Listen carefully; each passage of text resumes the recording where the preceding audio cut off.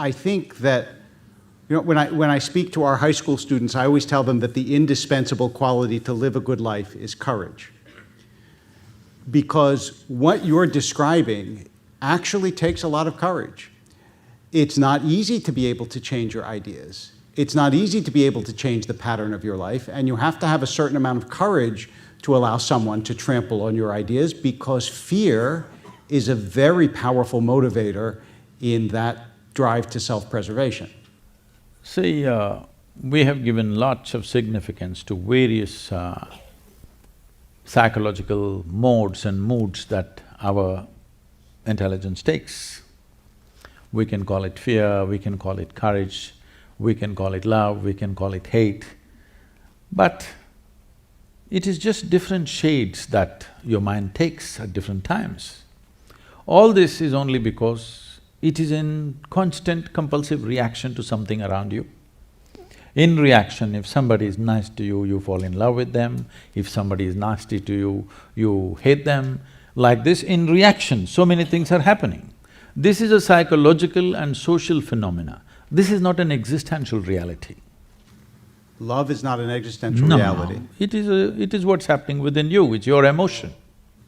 What is it? Give me an existential reality that doesn't happen within you. Well, life is. You're alive right now, this is existential. Well, it's pretty in you, though, the life, right? I mean, I don't know, the modes of life, the only thing that I have a problem with in the way you said it is you said it's just the way your mind. And it seems to me that… Let me put it that this love way. is a profound reality in people's lives, as is thought or learning or all these things that may seem transient, but are in fact, I think, deeply rooted in the human experience. Let me come to that. So it's like this. If your body becomes pleasant, we call this health. You want it? Yes. Hello? Yes. If it becomes very pleasant, we call it pleasure. You want it? Yes. I got a bigger yes for that than health. If your mind becomes pleasant, we call this peace. If it becomes very pleasant, we call it joy. If your emotions become pleasant, we call it love. If it becomes very pleasant, we call it compassion. If your very life energies become pleasant, we call this blissfulness. If it becomes very pleasant, we call it ecstasy. If your surroundings become pleasant, we call this success. Only for success, only to make the surroundings pleasant, there is a challenge because you need the cooperation of all the forces which are here. But to make my body pleasant, mind pleasant, emotion pleasant and energies pleasant is 100% my business. But right now, what is entirely your business, you're trying to handle it like a social phenomena, so it looks so complicated and all the problems associated with it. But actually, you being peaceful, you being loving, you being joyful, every human experience happens from within you. Whether it happens with external stimuli or its own self-start, this is the question. What I'm asking you is, you remember, maybe you don't, you're still a young man. See, that was pleasant. So, if you had a car in 1950s, you would park it on the slope and in the morning you need two people to push the car. Later on in 60s, crank start, you need one more person to help you.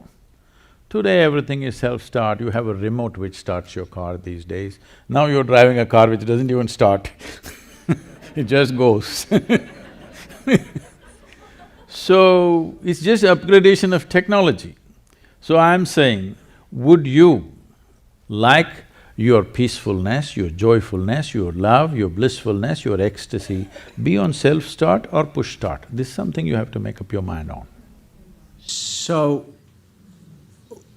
I'm gonna summarize back to you and you tell me if I understood what I heard. You're trying to return people's almost ownership of their own states of being to inside themselves rather than assume that they have to come from the outside or rely on the outside for them to feel the way they feel. This is part one, is that correct? I would just change one word in that question. It's not a state of being. Me being peaceful is not my state of being. Me being loving is not my state of being. Me being joyful is not my state of being. It's just my thought and emotion playing pleasantly. It's like today, the weather's great. Similarly, my inner climate is doing great right now. This is not a state of being. We must understand this. This being word is being used everywhere as if it's a quantity. People say, this being, that being. Being is not some kind of a quantity. It's like I'm speaking. This is an activity. This is in motion. Only if I speak, there is speaking. Only if I walk, there is walking. Only if I be, there is being. Well, you be. Huh? You be, though, right? I can…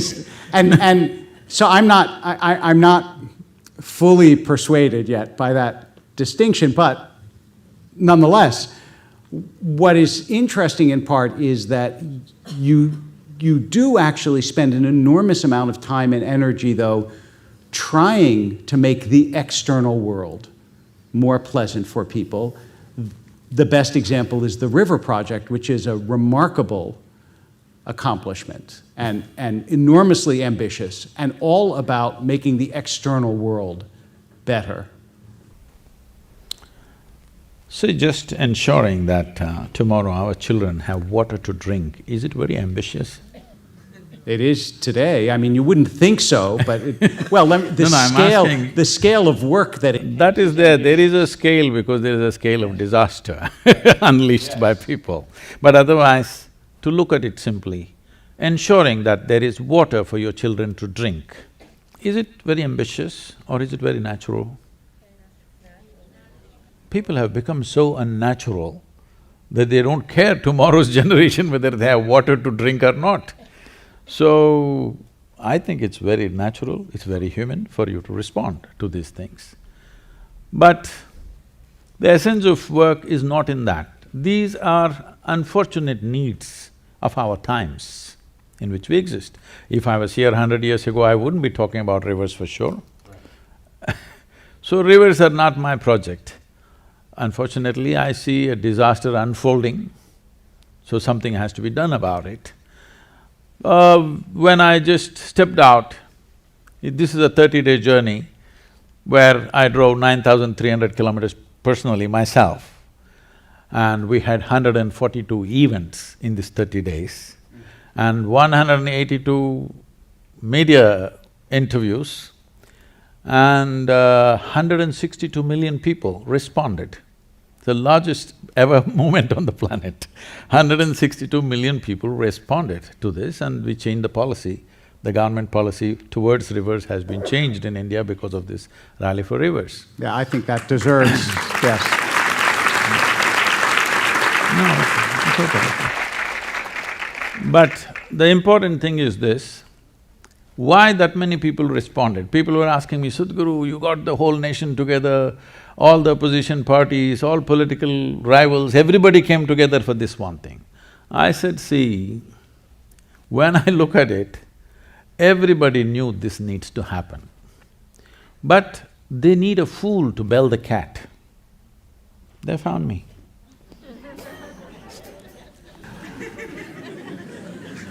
How is your message, your essential message about life and how to change your life and how to improve your life different in different places? Do you go to Beverly Hills and see a different need than you see in a tribal village in India? No, not at all. They would like to think they're different, but they're not. They just complicate simple things. If I go to a tribal village, directly those ladies will just come and tell me what's their problem. If I come to Beverly Hills, they go round and round and round, take 3 days to tell me what's the problem.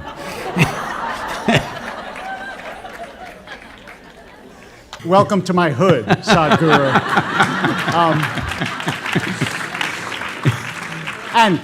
And how do you, because I think that this is actually something that all of us do struggle with, this compulsiveness, this inability to let go of things that we know on some level we should be able to let go of. How do you advise us or help us to let go of those things that we know are almost haunting us sometimes? So let us understand the fundamentals of compulsiveness, where it comes from.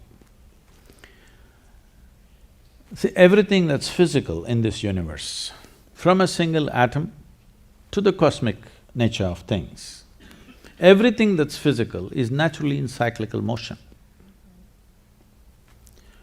In atom, things going around. In the cosmos, it's going around, solar system is going around. Our own bodies are cycles. We are born out of the cycles of our mother's bodies. So, the moment you're identified with the physicality of who you are cyclical in nature. What is cyclical is compulsive. What is cyclical has taken a compulsive pattern. It has to do the same things again and again. You try as hard as you want, it will not go. You will give up one and hang on to another. I hope with a Jewish rabbi a joke is allowed. A Jewish rabbi, actually, a joke is mandatory. Yes, so. okay, that's good. This happened. It once happened that Shankaran Pillai was working in an office and his office colleague asked for a lift, a woman, a young woman. So he took her in the car and he was driving and suddenly he became like an octopus, that his limbs were all over her. So she pushed him away and said, "You fool, I thought you were a decent fellow. What are you trying to do?" He said, "I'm sorry, I gave up smoking."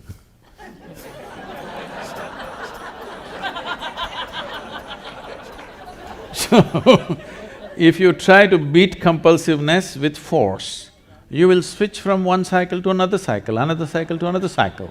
It keeps happening. Fundamental thing is this, you are so strongly identified with your own physical nature, inevitably you will be cyclical, do whatever you want. So this is why what spiritual means is that your experience of life becomes…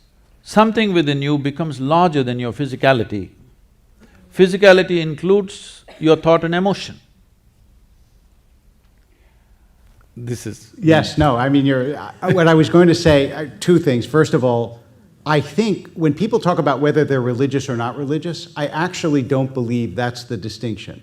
The distinction between people are materialists and non-materialists. That is, those who believe that non-material things are real and spiritual realities are real. And the reason that I bring this up in part is because I know that one of the things we had talked about addressing is the question of mysticism. And it seems to me that both our traditions share a belief that the world that you can see and touch and feel is not all there is. And just now, as I understood you, you were appealing to the non-physical parts of ourselves as a sort of antidote to the over-reliance on the physical part of cyclical compulsiveness. See, it's not a question of… Just say yes to one of my questions. Tell me right, you got it right, Rabbi. Okay. I'm working here. Yes, but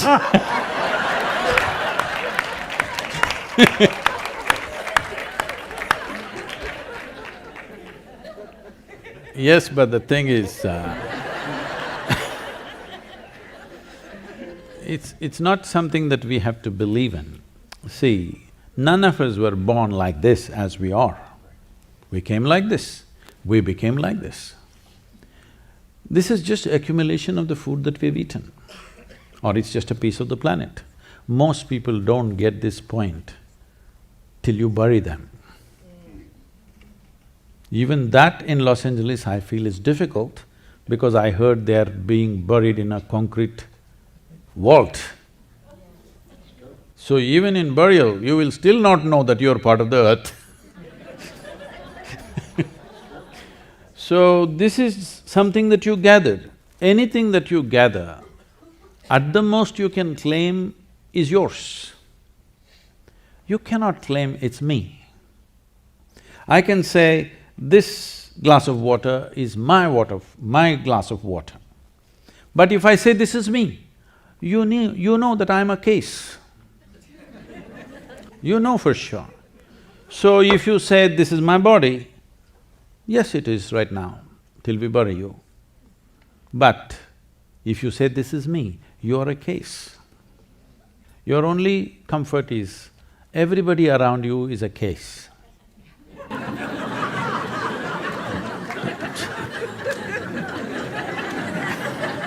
This is how it is in an asylum. The only nutcase is the doctor.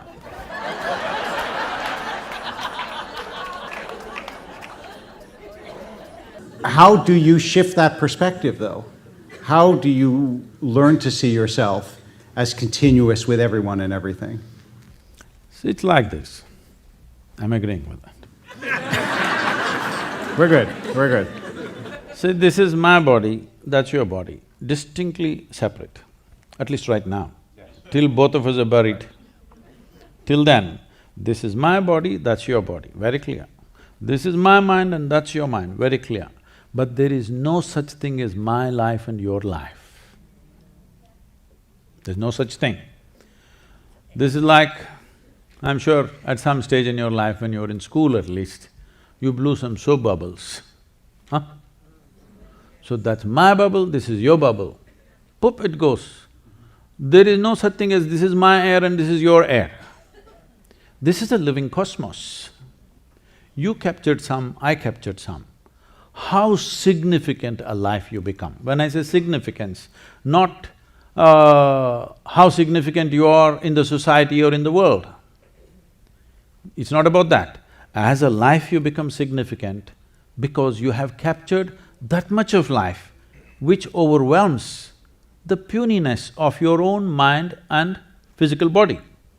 Within you, the life that you've captured is a larger dimension than the body that you have gathered and the information that you gathered in the form of your mind. When the life that you are is bigger than your mind and your body, no teaching is needed. You're simply conscious about that, that's all. It's not that you believe that, that's a living reality for you. So my whole work is to bring people to a dimension of experience where the life that they are is larger than the mind that they are. Life that they are is larger than the body that they are. So you don't have to give a teaching or a kind of a belief system. Naturally, what is most dominant becomes you, within you. And the way that you bring people to that dimension of being or dimension of existence is…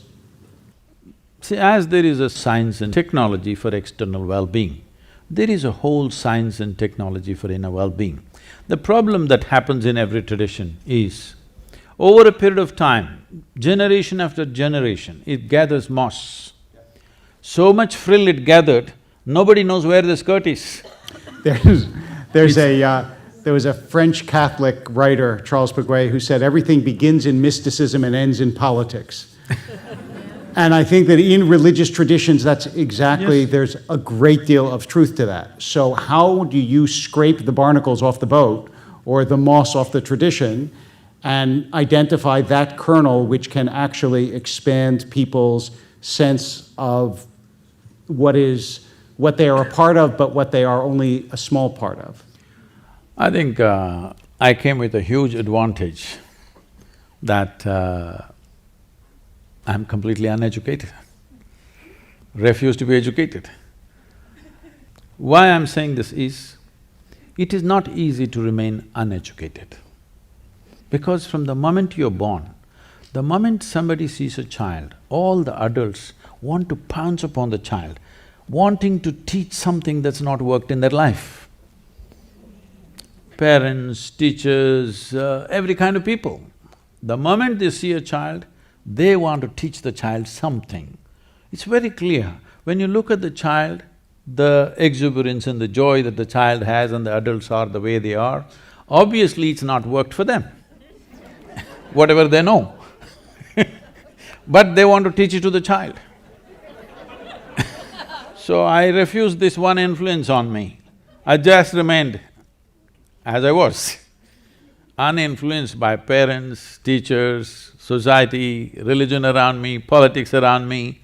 I kept myself away from that. If you keep yourself away from identifying yourself with just about anything around you, anything, including your genetics, your society, religion, politics, economics, whatever is happening around you, if you're not identified with anything, it is natural for human intelligence to find its way. Nobody has to teach anybody anything. If you just make sure children don't get identified with you, hello? That you don't want that, you want them identified with you. Because it's your legacy, it's not a new life, it's your legacy. You want to live after you're dead. You want them to be just like you in so many different ways. If you don't have this problem, if you leave them alone, just nurture them so that they're not influenced by anything, you will see the world will be full of mystics. I'm not persuaded. First of all, okay, there are three things that you said that I'm not completely persuaded of. One is that you never learned anything. When you say you're uneducated, you spoke a language, you knew your neighborhood that you lived in, you learned how to eat and what foods to make, you learned lots of things from the people around you. There's no way you could have survived had you not learned. That's one. Wait, I'm not done. Number two, I want you to know that when I had a child, I didn't want to teach her the ways that I was that didn't work for me. I rather wanted to teach her the joy that I found in the world and the beauty. And I teach her poetry and I teach her wonder. And I think a lot of what I teach her expands her. I'm sure I've taught her some things that she would say, gee, I wish you hadn't taught me that. But I really do believe that most parents want to teach their children not the things that didn't work for them, but rather the things that they found in the world that are extraordinary and wonderful. No, I did not mean didn't work in that sense. See, the only thing about the adults or the parents is, the only qualification you have is you landed here a few years earlier, Yes. all right? Nothing else. Hello? Isn't that so? Yes. You just came here a little early. So what do you know? You know a few survival tricks that the child does not know. If you want to teach them business, you want to teach them how to survive in the world, fine, you know better than them, of course. But as life, the reason why everybody loves a child is because child is a better life than the adult, in every way. Just as life, maybe he doesn't have your intellect, maybe he's not accumulated the nonsense that you've accumulated, maybe he does not know how to survive in the world, but as a life, he is far more exuberant and alive than you are. That is why it doesn't matter whose child, when you see a child, you light up, because it's life. Even the grave-faced people get ignited. All right? You know? So, when I say teaching children something that did not work in their life, it is not that your survival tricks did not work, obviously they worked for you, that's what you want to teach, because you're concerned about the child's survival, all right? You're concerned, what will happen to him, this is the only thing. See, when people have children, they only have moments of joy, rest of the time it's only anxiety, what will happen, what will happen, what will happen. Yes, because it's all about survival. So if you I'm trying to look at this comprehensively, even if you just examine the prayers on the planet, this says everything about the adults. 95% of the prayers on the planet are just about, dear God, give me this, give me that, save me, protect me. Does it sound like survival or divine expansion? Maybe only 5% is there. 95% is only save me, protect me, give me this, give me that, isn't it? This is all survival process, outsourced.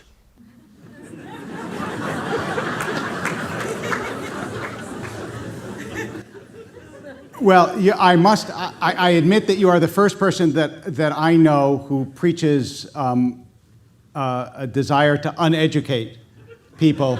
And I understand what you're saying, that there is a pure life to a baby, but I don't believe that pure lifedness can exist in an adult the same way it does in a child.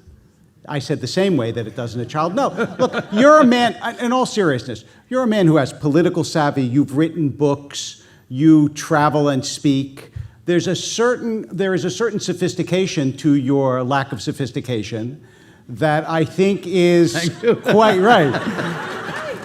That seems to be pretty clear. I'm not suggesting, oh, you're just like everybody else. But I also think that maybe you are overplaying the extent to which civilization is a bad idea. No. I think it's usually a pretty good idea, often. No. Civilization is organization of basic human intent, just an organized structure. But organization can also get suffocating for the growth No question. of an individual life. Yes. When you are 5 years of age, let's say, when all of you were 5 years of age, how joyful, exuberant and alive you were, and how you are today. Though for all of you, I can see life has worked out very well, better than you would have imagined for many of you. In spite of that, compared to how you were 5 years of age and today how you are, has it gone down or not? See, I want you to understand. With age, only physical agility can go down. Aliveness need not go down. Hello? So are you trying to die in installments? That's all I'm asking you. It seemed foolish to do it all at once, so I thought I would do it gradually over time. But what I would say is, also, I'm not sure that I would privilege aliveness over everything else, because I might be less alive than I was when I was 5 years old. But I wouldn't go back to being 5, because I have so much now that I did not have as a 5-year-old, and some of it, like sad memories, ways in which I've hurt other people, ways in which I've hurt myself, some of it is stuff that may diminish my life, but I also think has made me wiser, broader, more empathetic, more sympathetic, deeper, all of those things. So I don't see this as a one-way street. See, essentially, you are trying to, prescribe some amount of suffering for everybody so that they become wiser. No, I'm saying that a certain amount of suffering is inevitable, and once it happens to you, I'm not sure, you wouldn't choose it, but I'm not sure that once it happens, when you look back on it, you would say, it didn't actually allow me, in some ways, to deepen myself. I don't think that that's unfamiliar to your religious tradition. It certainly isn't to mine. No, I was just about to clarify that. When I said I came with an advantage, I did not belong to any tradition as such. I did not identify with any tradition, nor they could put me into any tradition. This is all I did. I did not identify myself with anything. Just to tell you to what extent. I was around maybe 12 years of age, and in India, our mothers and parents generally, they're not given to everyday profess, I love you, this and that. There is no verbal expression of love. They live for us. We know the question of whether they love us or not doesn't arise because their lives are about us. So, it never occurs whether they love us, don't love us, such things don't even exist. It is just their lives are dedicated to us, so we know they live for us. So, when I'm around 12 years of age, some tender moment and not exactly I love you, but in some way she expressed her affections towards me. I'm in that mode at that time, struggling, that I made sure that I don't belong anywhere, but at the same time I'm extremely involved with everything. So I just asked, it was a natural question for me. I asked her, suppose I was born in the next house, would you still feel this way about me? She just teared up. I didn't know what I said wrong. I thought I just asked a question. But somehow she just teared up and went away. And after 10 minutes she came back and she did something very strange. She came and touched my feet and she was all in tears. I didn't know what to say. I said, what did I do wrong? I just asked a question. But when I look back later on, when things changed within myself, I saw that she saw the point, she got it in such a profound way, because it is true that her affections are simply because I am her son, not as a life, not as just another being.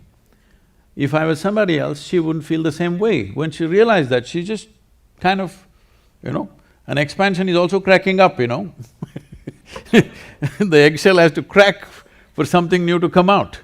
So, I just kept… See, if your intelligence is not aligned or associated or identified with anything, it is natural for human intelligence to seek relentlessly. Seeking relentlessly means without any purpose. See, the difference between… because you mentioned the word mysticism, the difference between mysticism and other ways of doing things is, everybody is trying to find something. A scientist is trying to find something. Somebody who's walking the street right now is trying to find something of their own needs. Every human being, every animal is trying to find something, maybe food, maybe shelter, maybe whatever. So if you have a torchlight, if you have a… what do you call this? Flashlight. If you have a flashlight, you have focused light, you're trying to find something, you only see this person or this person or this person. What mysticism means is, you blew your flashlight, it became a flare, you saw everything the way it is. And after that, you are never the same again.